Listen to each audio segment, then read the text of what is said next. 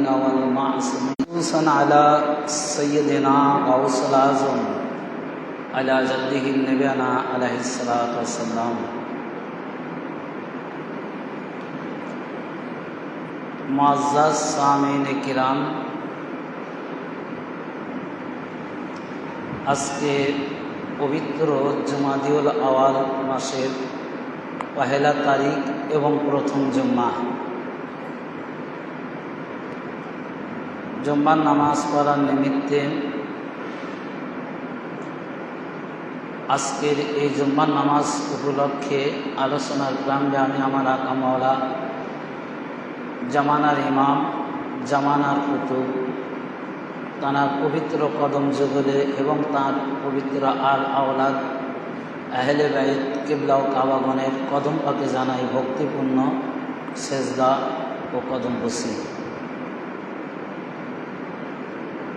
অতঃপর আজকের এই প্রথম জুম্মার নামাজ পড়ার নিমিত্তে যে সকল পীর ভাইরা জুম্মার নামাজ পড়ার জন্য মসজিদ পাকে হাজির হয়েছেন,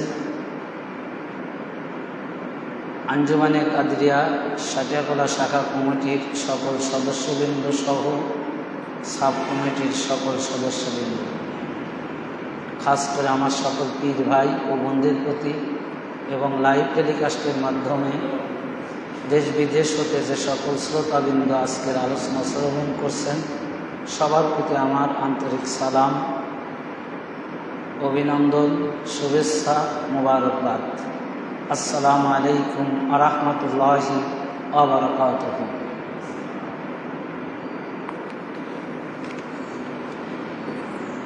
প্রতিটা চন্দ্র মাসে এমন কিছু নিয়ামত, এমন কিছু কর্ম আল্লাহ তাআলা আমাদের জন্য প্রেরণ করেছেন।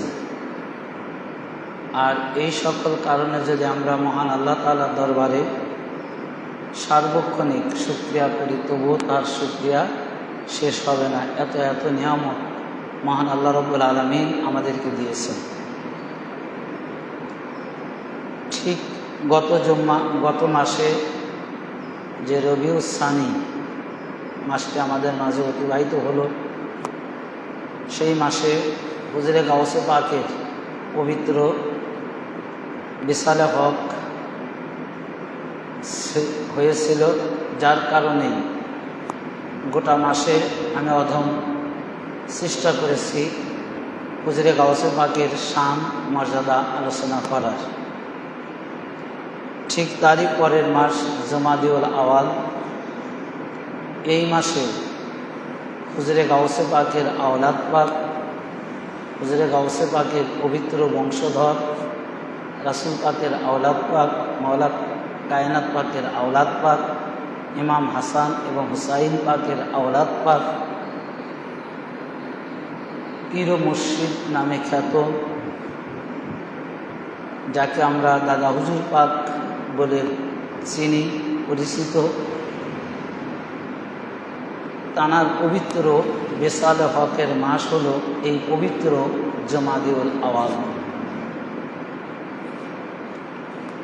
আমি অধম গুনাহগার, যদি আমার উপর আমার আকা মাওলা তিনি দয়া করেন, রহমত দান করেন, কৃপা করেন, আমি এই গোটা মাসে পীর ও মুর্শিদ পাকের মর্যাদা শান আলোচনা করার চেষ্টা করব, তার দয়া যদি আমার উপর অর্পিত হয়। আজকে প্রথম জুম্মা এবং প্রথম তারিখ। আজকে আমি চেষ্টা করব পীর ও মুর্শিদ পাকের বেলাদাত শরীফ সম্পর্কে আলোচনা করা, যে তিনি কেমন ওলি ছিলেন, কীভাবে তিনি এই ধরাধামে আগমন করেছেন। আল্লাহ রাব্বুল আলামিন তিনি এত ক্ষমতা যে তানার সমকক্ষ কোনো ক্ষমতাবান ব্যক্তি আর কেউ নেই, যার কারণে আল্লাহ তাআলা কোরআন পাকে অসংখ্য জায়গায় বলেছেন, ইন্নাল্লাহা আলা কুল্লি শাইইন কাদির, নিশ্চয়ই আল্লাহ তাআলা সার্বভৌমত্বের সকল কিছুর ক্ষমতাবান। আল্লাহ রাব্বুল আলামিনের এই ক্ষমতা অসংখ্য কাজে পরিণত হয়। তিনি রাত দিন, আসমান জমিন, মানবমণ্ডল তথা 18,000 মাখলুকাত, প্রত্যেকটা বস্তু সৃষ্টিকর্তা হলেন মহান আল্লাহ রাব্বুল আলামিন। আর তানার এই শক্তি যে কত বড়, সেই শক্তি প্রকাশ ও সৃষ্টির মাঝে অন্তর্নিহিত আছে। এছাড়াও যুগে যুগে অসংখ্য অলি এই ধরাধামে প্রেরণ করে তানার যে সত্তাগত শক্তি সেটাও তিনি প্রকাশ করেছেন আউলিয়া কিরামগণের মাধ্যম দিয়ে। যার কারণে যখন রাসূল পাক সাল্লাল্লাহু আলাইহি সাল্লাম কারামাত পাক অর্থাৎ মুজিজা দেখাতেন, রাসূল পাক সাল্লাল্লাহু আলাইহি সাল্লাম যখন মুজিজা দেখাতেন, আর সেই মুজিজা দেখে যারা ঈমানদার, যারা আল্লাহর ওয়াহদানিয়তের প্রতি যাদের বিশ্বাস ছিল, রাসূল পাকের প্রতি যাদের প্রেম ভালোবাসা ছিল, তানারা ওই মুজিজা দেখে আল্লাহর গুণগান করেছেন। তাদের ঈমান, তাদের আকীদা আরও বৃদ্ধি হয়েছে। তারা যখন হুজুর পাক সাল্লাল্লাহু আলাইহি সাল্লামের মুজিজা দেখছেন, তখন সাহাবীরা তারা কি বলছে যে, হায় পরওয়ারদিগার আলম, যদি আপনার হাবিব, আপনার মাহবুব যদি এত বড় ক্ষমতাবান হয়, এত বড় মুজিজা দেখাতে পারেন, তাহলে আপনি আল্লাহ, তিনি যিনি রাসূলকে প্রেরণ করেছেন, সে আল্লাহকে তানারা বলতেন যে, হে আল্লাহ, আপনি তাহলে কত বড় মহান, কত বড় ক্ষমতাধর। ঠিক রাসূল পাকের যুগের পরে যখন অলিরা এই ধরাধামে আগমন করেছেন, তানারা কারামত পাক প্রকাশ করেছেন। আর আউলিয়া কিরামগণের কারামত পাক দেখে যারা আল্লাহর ওয়াহদানিয়তের প্রতি একনিষ্ঠবান ছিলেন বা আছেন, রাসূল পাকের প্রেম যাদের হৃদয়ে আছে, তানারা সেই অলিদের কারামত পাক দেখে আল্লাহর শক্তি তানারা আরও দৃঢ়তার সাথে বিশ্বাস করেছেন যে, হে মহান আল্লাহ, আপনি যদি এত বড় ক্ষমতাবান, যে আপনার একজন অলি যদি এরকম কারামত পাক দেখাইতে পারে, না জানি আপনি আরও কত বড় ক্ষমতাবান। আর যারা এগুলো বিশ্বাস করে নাই, যাদের হৃদয়ের মধ্যে অলিদের বিশ্বাস নেই, মহব্বত নেই, তারা বিভিন্ন রকমভাবে মিথ্যা বানোয়াটি কথা বলে তারা দূরে সরে গেছে। হয়তো কেউ জাদুকর বলেছে, কেউ কি বলেছে, বেশিরভাগই জাদুর কথা বলে তারা দূরে সরে গেছে। তো মহান আল্লাহ রাব্বুল আলামিন আজ আমাদেরকে সুনসিব প্রদান করেছেন যে আমরা আওলাদে রাসূল পাক, যিনি আমাদের ইমাম, যিনি আমাদের রাহাবার, আমরা আওলাদে রাসূলকে পেয়েছি রাহাবার হিসাবে, এবং অলিগণের কারামত ক্ষমতাকে আমাদের হৃদয়ের মধ্যে বিশ্বাস ধারণ করার মতো তৌফিক আল্লাহ তাআলা আমাদের প্রদান করেছেন। যার কারণে আমরা অলিদের প্রতি বিশ্বাস করি, এবং প্রত্যেকটা চাঁদে যখন যে অলি এই ধরাধামে আগমন করেছে, আমরা তাদের সামনে আলোচনা করার চেষ্টা করি। তো যত অলি এই পৃথিবীর মধ্যে আগমন করেছে, তার মধ্যে দুই প্রকার অলিদের ভাগ, সর্বপ্রধানত দুই প্রকার। এক প্রকারের অলি হলো আল্লাহ তাআলার ইবাদত বন্দেগী, মুরাকাবা মুশাহাদা করতে করতে, ইবাদত বন্দেগী করতে করতে আল্লাহর রাহে বিলীন হয়ে যায়, আল্লাহকে রাজি খুশি করে তারা আল্লাহর সাথে একাকার হয়ে অলিত্ব লাভ করে। এটা গেল এক প্রকারের অলি। আর এক প্রকারের যে অলি, সেটা আল্লাহ রুহের জগতে তাদের অলি করে তৈরি করেছেন, অলি করে তাদের এই ধরাধামে প্রেরণ করেছেন। আবার এই ধরাধাম থেকে অলি হয়ে তারা আল্লাহর রাহে বিলীন হয়ে গেছেন, আল্লাহর রাহে পৌঁছে গেছেন। সেই মাদারজাত অলির মধ্যেই পীর ও মুর্শিদ পাক হযরত সৈয়দ শাহ এরশাদ আলী আল কাদেরী আলা জাদ্দিহি নবী পাক আলাইহিস সালাতু ওয়াস সালাম পাক তিনিও সেই মাদারজাত ওলি একজন উচ্চ মর্যাদা সম্পন্ন ওলি ছিলেন। তো তানার আগমন সম্পর্কে আমি আলোচনা করার চেষ্টা করব। যে তিনি যখন দেখেন আল্লাহ তাআলা তানার ওলিদেরকে এই পৃথিবীর মধ্যে যখন প্রেরণ করেন তখন কি হয়, আসমান আলোকসজ্জা সজ্জিত করেন। মহান অতি মহানের আলোচনা করা দৃষ্টতা, অর্থাৎ আল্লাহ যখন কোনো অলিকে মাদারজাত অলিকে এই ধরাধামে আগমন করেন, প্রেরণ করেন, তখন আসমানে আলোকসজ্জা করা হয়। আসমান থেকে জমিন পর্যন্ত নূরের আলো দ্বারা সুশোভিত করেন। আর সেই আলোয় আলোকিত করে তারপরে সে আল্লাহর জাতি নূর সে মাদারজাত অলিকে এই ধরাধামে তিনি প্রেরণ করেন। তো তিনি কখন এসেছেন, যে তানার আগে বংশ পরিচয়, যে পীর মুর্শিদ পাক কে বংশ, যে জামানার গাউসে জামা যুগ গুরু মুর্শিদের দৌরা সৈয়দি মাওলাই হযরত সৈয়দ শাহ আবুল ইস্তার শাহ ইরশাদ আলী আল কাদেরী আল খালিস বা জামিল আল হাসানি আল হুসাইনি আল জিনানি আল বাগদাদি আল মেদিনীপুরি আল আজাদ্দিন ইবন আলাইহিস সালাতু ওয়াস সালাম, তিনি গাউস ইবনুল গাউস সৈয়দনা শেরে খোদা মাওলা আলী আলাইহিস সালাম এবং রাসূল পাক সাল্লাল্লাহু আলাইহি সাল্লামের ৩১তম বংশধর ছিলেন। তো পীর মুর্শিদ পাক রাসূল পাক এবং মাওলায়ে কায়নাত পাকের থেকে তিনি ছিলেন ৩১তম বংশধর এবং হুজুরে গাউসুল আজম আলাইহিস সালাম তাহার ছিল ২০তম বংশধর পিতামহ। আর তিনি হিজরি ১৩০১ সনের ৩রা মুহররম হারাম কলকাতায় ৫১ নম্বর তালতলা লেনে তিনি এই ধরাধামকে আলোকিত করেন।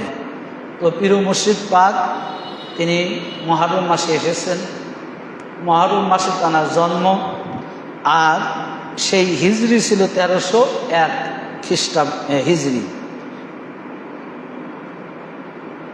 সেই ঐতিহাসিক বাড়ি যেখানে মাওলা পাক ১৮৮৪ সালে কলকাতা তাশরিফ আনেন, অর্থাৎ যে বাড়িতে পীর মুর্শিদ পাক তাশরিফ আনেন, আগমন করেন, সেই বাড়িতে মাওলা হুজুর পাক ১৮৮৪ সালে ওই কলকাতা ওই বাড়িতে আগমন করেন এবং সেই বাড়ির মধ্যে তিনি দেওয়ানে ইরফান, দেওয়ানে জামাল সেই ঘরে রচনা করেছিলেন। তো মাওলা হুজুর পাক তিনি হচ্ছেন পীর মুর্শিদ পাকের আব্বাজান। জানাব পুরুষ পাক মেদিনীপুর পাকে করা হয়, ৪টা ফাল্গুনে যার উরুস পাক হয়। তানারি শাহজাদা হজরতে সৈয়দ শাহ ইরশাদ আলী আল কাদেরী আলাজাদ্দিন আলাইহিস সালাম, তিনি এমন একটি ঘরে আগমন করেন যে ঘরে পবিত্র দেওয়ানে জামাল রচনা শুরু হয়েছিল। তো দেখেন তানারা কেমন, যে প্রথমে একটি কারামাত পাক এখানে উল্লেখ করেছেন মাওলানা আবু তাহের সাহেব, যে তিনি ওই ঘরে খাদেম ছিলেন। তো তখন একজন পীর ভাই হেম্মাতুল্লাহ নাম দণ্ডায়মান থাকতেন। ব্যারিস্টার ইউসুফ আলী খন্দকার তার ঘোড়ার গাড়ি থামাইয়ে অর্থাৎ মাওলা হুজুর পাকের কদম পাকে লুটিয়ে পড়তেন। তাহলে কেমন ছিলেন তানারা বলি, যে তিনি বলতেছেন যে মাওলা হুজুর পাক এমনই অলি ছিলেন যে তাকে দেখলে যে সঙ্গে সঙ্গে তার কদম পাকে সেজদায় লুটিয়ে পড়তেন। তো পহেলা মুহররম অথবা পরের দিন 61 হিজরি, যখন যেদিনে দেখেন পীর মুর্শিদ পাকের আগমনটা কি কত ভয়াবহ দিনে ছিল, যে যখন সাদ বিন ওমর অর্থাৎ কি করেছিল, যে 55 জন মুহাজিরিন আনসার সাথী এবং 17 জন আলে আতাহারের নারী পুরুষ বাচ্চাদের যখন ঘিরে ফেলায় যেদিন ওই মুহররম মাসে 61 হিজরি, এবং যখন থেকে তাদের ক্ষুধার্ত পিপাসা শুরু হয়েছে, অর্থাৎ পুরো ইতিহাস তাদের তাঁবুর মধ্যে যখন সবথেকে ভয়াবহ বিপদ শুরু হলো, ঠিক সেই সময়ই অর্থাৎ পীর মুর্শিদ পাক সেই তারিখেই তিনি দুনিয়াতে তাশরিফ আনলেন। তো এই আহলে বায়তে আতাহারের মা, ভাই, বোন, বনু হাসিমের চন্দ্র মাসুম বাচ্চা পাঞ্জাতনে পাকের শেষ কনিষ্ঠতম মহান দাওয়াত নিয়ে যখন দিনের পর দিন কারবালার প্রান্তরে, যে সময় তাদের উপর এত অত্যাচার, নির্যাতন, জুলুম, সেই মুহূর্তে যখন তিনি এই ধরাধামে আগমন করলেন, তখন মওলা হুজুর পাক একটু বিচলিত হয়ে গেলেন, একটু ঘাবড়িয়ে গেলেন, যে এত কঠিনতর কঠিন দিনে, যেদিনে তার পূর্বপুরুষ, কারণ মওলা ইমাম হুসাইন আলাইহিস সালাম এবং পাক পাঞ্জাতন আতাহার পাক, এনারা তো পীর মুর্শিদ পাক এবং মওলা হুজুর পাক, এমনকি বর্তমান জামানার ইমাম আমাদের পীর মুর্শিদ পাক তানাদের পূর্বপুরুষ। তো তানাদের উপর এত অত্যাচার, এত নির্যাতন হচ্ছে, সেই দিনে পীর মুর্শিদ পাকের আগমনটা, তো মওলা হুজুর পাক এটা একটু বেসালাইন হয়ে গেলেন, একটু চিন্তার মধ্যে পড়ে গেলেন, যে আমার এই শাহজাদা এত কঠিনতার কঠিন দিনে কেন আল্লাহ তাআলা প্রেরণ করলেন? নিশ্চয়ই এর মধ্যে কোনো খারাপ কিছু বা এই সন্তান দ্বারা কোনো মানে এর উপর কোনো অকল্যাণকর কিছু হবে কিনা, এরকম একটা দ্বিধাদ্বন্দ্বের মধ্যে মওলা হুজুর পাক পড়ে গেলেন। তো পড়ে যাওয়ার পরে ঠিক তখনই হুজুরে পাক সাল্লাল্লাহু আলাইহি সাল্লাম, রাসূলের খোদা, তিনি মওলা হুজুর পাককে স্বপ্নে দেখালেন, হে আমার প্রিয় বৎস, আপনি ঘাবড়াবেন না, আপনি চিন্তার কোনো কারণ নেই। আপনার এই সন্তান, আপনার এই শাহজাদা কারবালার যে মর্মান্তিক ঘটনা, আমার দহিত্রের উপর, আমার কলিজার টুকরা, আমার বেটার উপর যে নির্মম অত্যাচার, নির্যাতন কাফের বেমানের বাহিনীরা করেছে, সেই 61 হিজরি সেই মুহররমের ঘটনাটা, কারবালার ঘটনাটা এমনভাবে আপনার এই শাহজাদা তুলে ধরবে, যেন তানার লেখনী, তানার সেই তুলে ধরা কিতাব যখন আমার উম্মতেরা পড়বে, তখন মনে হবে যেন পীর মুর্শিদ পাক অর্থাৎ আপনার এই শাহজাদা পাক যেন কারবালার সম্পূর্ণ ঘটনাটা কারবালার জমিনে উপস্থিত থেকে স্বচক্ষে দেখে দেখে লিখেছে, যে এমনভাবে সত্য উন্মোচন করবে। কারণ ইতিহাস তৈরি করতে গেলে জেনে করবে, একজনের কাছ থেকে শুনে করবে, বা দলিল কালেক্ট করবে, যে ঘটনাটা কতটুকু সত্য। একটা ঘটনা লিখবে ইতিহাসে, সেই ঘটনাটা তো যারা ইতিহাসবেত্তারা তো দেখে নাই, তাহলে সেই পূর্বের ঘটনা যখন খাতা কলমে লিখে, যখন বই আকারে ইতিহাস তৈরি করবে, তো সেই ঘটনাগুলো তো মানুষ থেকে শুনে নেবে। হয়তো কে দেখে, কে কার কাছ থেকে শুনছে। প্রথম হয়তো আনিস সাহেবের কাছে যাব, আনিস সাহেব বলবে আমি তো দেখি নাই, আমি সাত্তার সাহেবের কাছ থেকে শুনছি। আবার আমি সাত্তার সাহেবের কাছে যাব, সাত্তার সাহেব হয়তো বলবে যে দেখেন আমি তো অমুকের কাছে শুনেছি, তখন আমি তার কাছে যাব।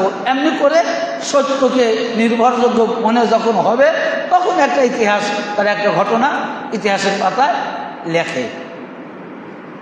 অর্থাৎ শুনে, দেখে নয়। যেখানেই যাক দেখে লেখে না, শুনে শুনে লিখবে। আর রাসূল আকরাম সাল্লাল্লাহু আলাইহি সাল্লাম তিনি বলতেছেন যে আপনার এই শাহজাদা যে কারবালার মহল্লার যে ঘটনাটা তিনি যখন এটা উল্লেখ করবে, এটা যখন তিনি লিখবে, বর্ণনা করবে, আর সেই লেখনী যখন যারা পড়বে, ভবিষ্যতে আমার উম্মতদের মধ্যে যারা পড়বে তারা মনে করবে যে এই কারবালার ঘটনাটা যিনি লিখেছেন তিনি যেন স্বচক্ষে কারবালার জমিনে উপস্থিত থেকে লিখেছেন। তো এটা আপনার ঘাবড়ানোর কিছু নয়। তখন মওলা হুজুর পাক শান্ত হলেন। তখন মওলা হুজুর পাক মহান আল্লাহ তাআলার দরবারে শুকরিয়া করলেন যে ইয়া রব্বুল আলামিন, হে পরওয়ারদিগার আলম, আজকে আমার এই শাহজাদার আগমনে আমি ধন্য। আমি এই জন্য ধন্য যে আমার ঘরে আজকে যে সন্তানের আবির্ভাব হলো তিনি সেই 61 হিজরি 10ই মুহররমের ঘটনা যে সুন্দরভাবে সত্য, চিরন্তন সত্য তুলে ধরবে, এটাই আমার মনের আশা। আমি আজকে খুব খুশি হলাম আমার এই সন্তান আগমনের কারণে। তো আজকে দেখেন যে এনারা যে মাদারজাত ওলি, তার একটা কারামত পাখি যে আজকে আমরা ওলিদেরকে চিনি না, জানি না, বুঝি না। ওলিদের পাওয়ার কি এটা আমরা অনেকেই এখন পর্যন্ত উপলব্ধি করতে পারি নাই। কিন্তু যারা মাদারজাত ওলি তাদের বৈশিষ্ট্য অন্যরকম।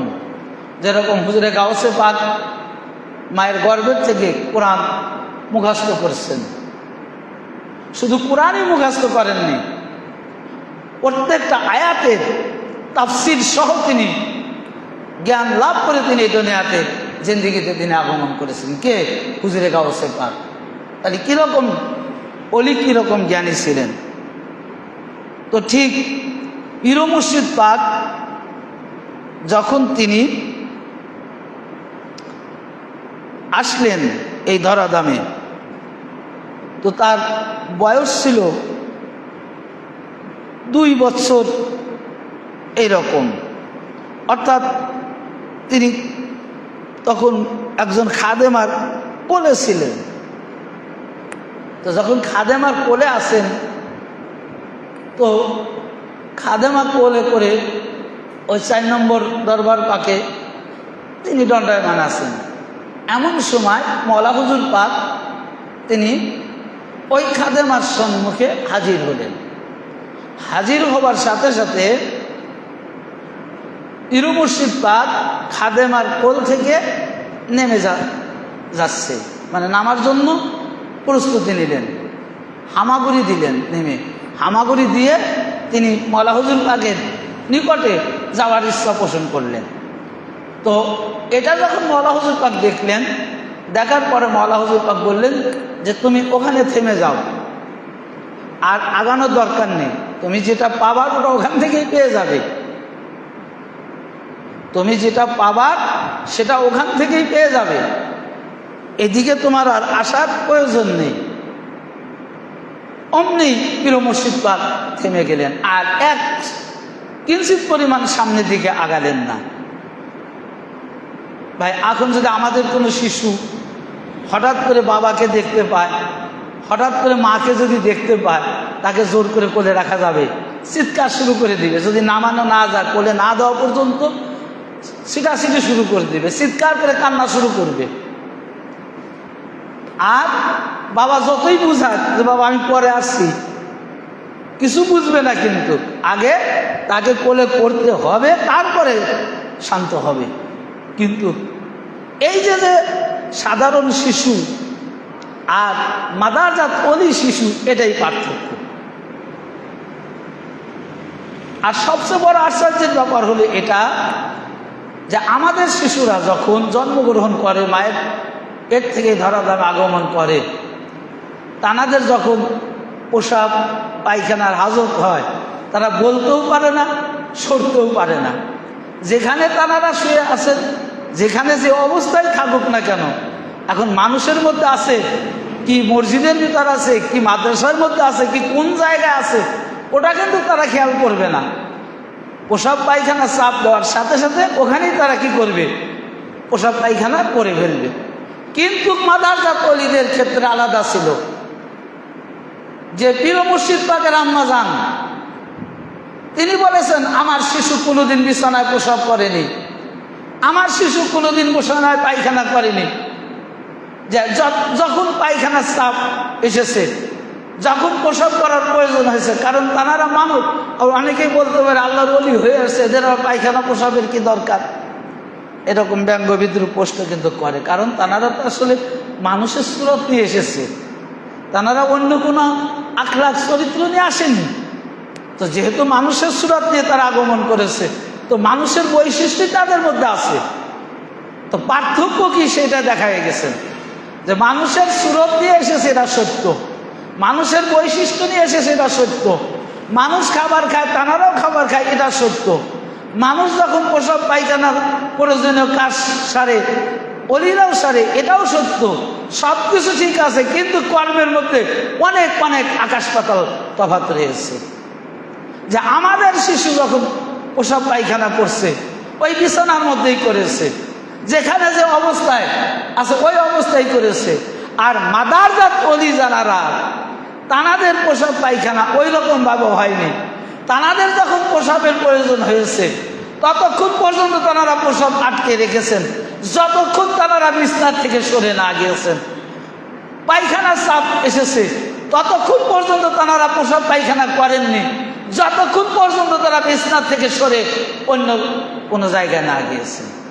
এটাই ছিল পার্থক্য। যে ভাই আপনারা তো শিশু,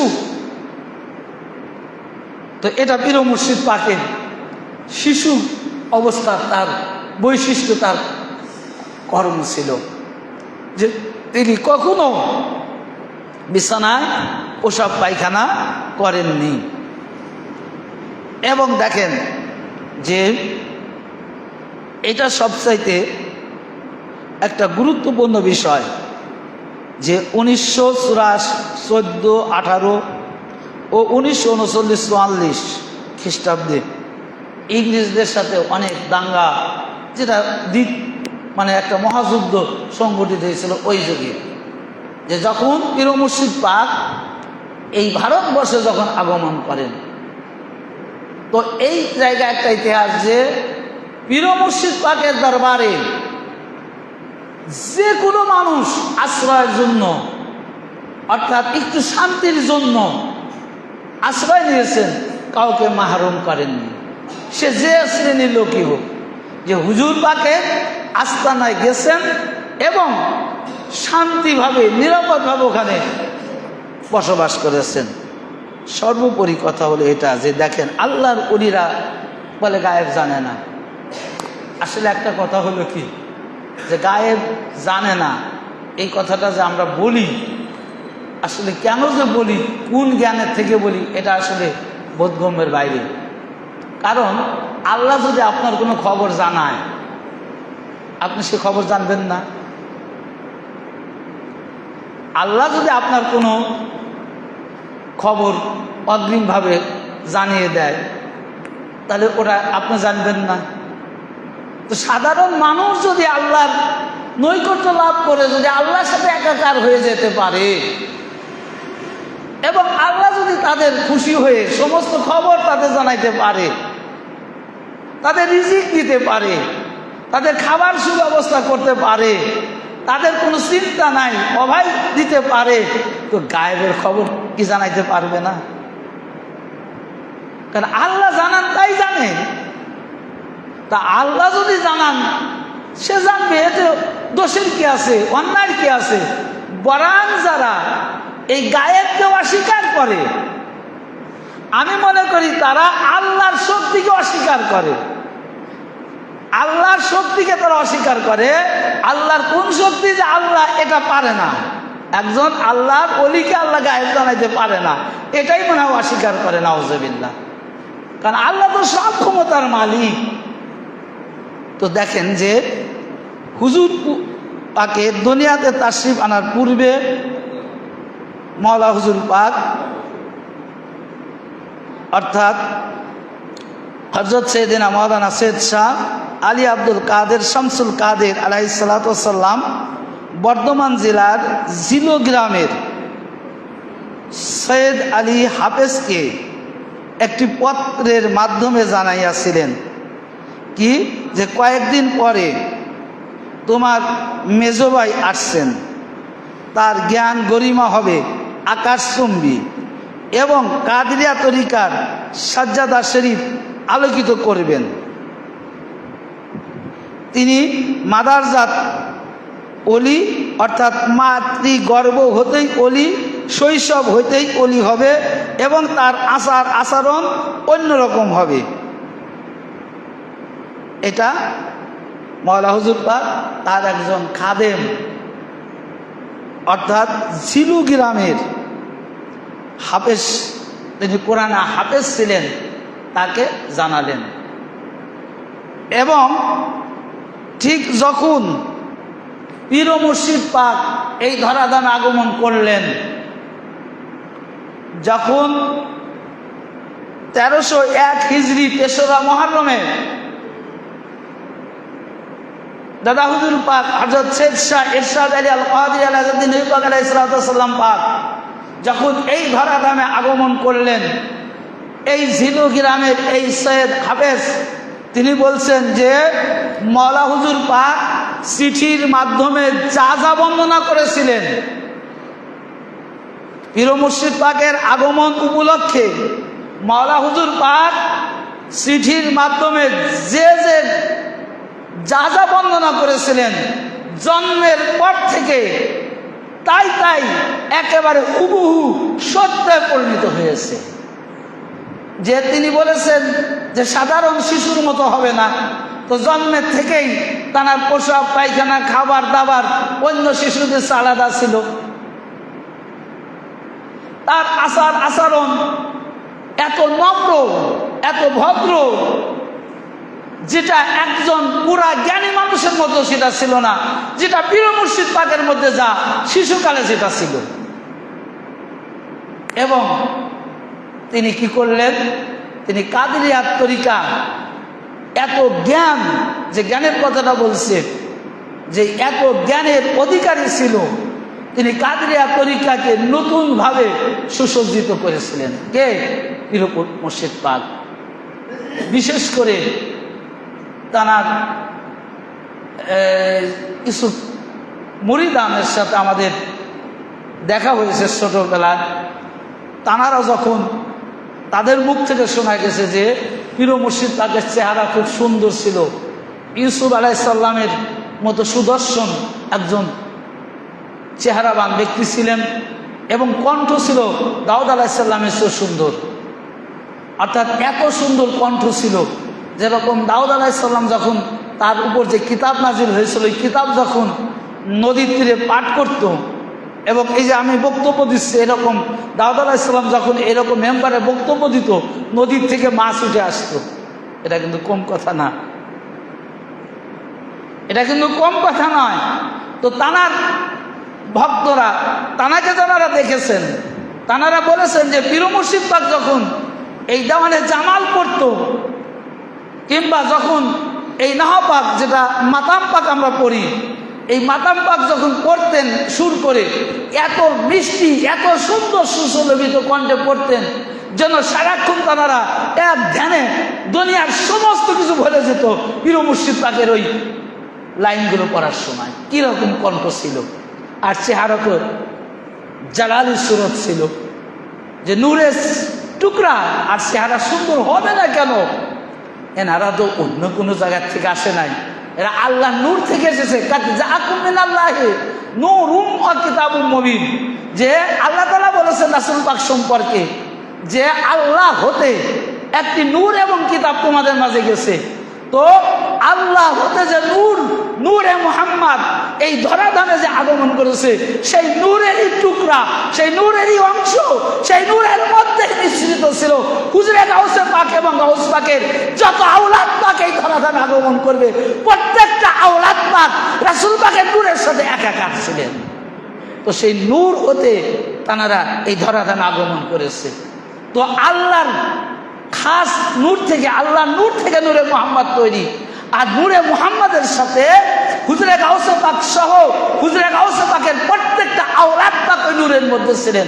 সুতরাং তাদের চেহারা এই জন্য ওই নূরের মতো সব চাইতে সুন্দর হয়েছে, কারণ আল্লাহ নূরের সাথে আর কারো চেহারার তুলনা হয় না। তো সম্মানিত উপস্থিতি, এটা গেল পীর মুর্শিদ পাকের শৈশবকাল আগমনের প্রেক্ষাপট সম্পর্কে আমি অধম সংক্ষিপ্তভাবে আলোচনা করলাম। মালিক মাওলা পাক যদি তৌফিক দান করেন, শেষ জুমা পর্যন্ত পীর মুর্শিদ পাকের আরও যতটুকু আমি অধম গুনাহগার আমার জ্ঞান গরিমার আলোকে আমার মাওলা পাক বলার তৌফিক দেন, আমি আলোচনা করার চেষ্টা করব।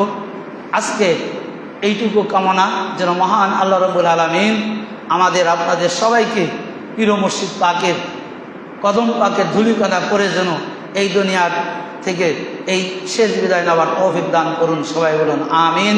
ওমা তৌফিক ইল্লা বিল্লাহ। আসসালামু আলাইকুম।